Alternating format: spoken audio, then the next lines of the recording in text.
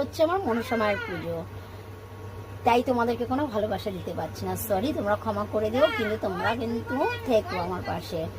আর আমার পুজোটা পুরোই তোমাকে দেখাবো, তোমাদের সবাইকে দেখাবো আমার মানে মা মনসার পুজো, কারণ আমার এটা বাৎসরিক পুজো।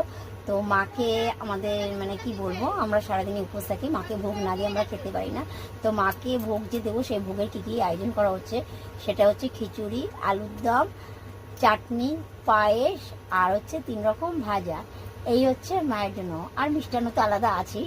যাই হোক, তোমরা চলে এসো বন্ধুরা, নিমন্ত্রিত রইল, চলে এসো, প্রসাদ তো সবাই পাবে অবশ্যই। টাটা। স্টার্ট করেছি আমি প্রথমে মিষ্টান্ন দিয়ে, মিষ্টান্ন বসিয়ে দিয়েছি, যেটা মানে একটু লেট হয় সেটাই আগে বসিয়ে দিয়েছি। আর কি কি বসিয়েছি সেটা দেখো।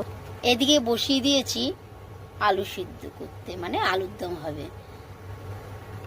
3 রকম ভাজা কোটা গেছে, আলু, কাঁকরেল, পটল, এই টমেটো কুটে নেওয়া হয়েছে, চাটনি হবে। আর খিচুড়ির জন্য এই যে ডাল রয়েছে, সব সরঞ্জাম রয়েছে, এই চাল রয়েছে, আরও চাল রয়েছে, এখানে অল্প সামথিং রয়েছে, কারণ এটা মিষ্টান্নতে দেওয়া হয়েছে, বাকিটা রয়ে গেছে এখানটায়।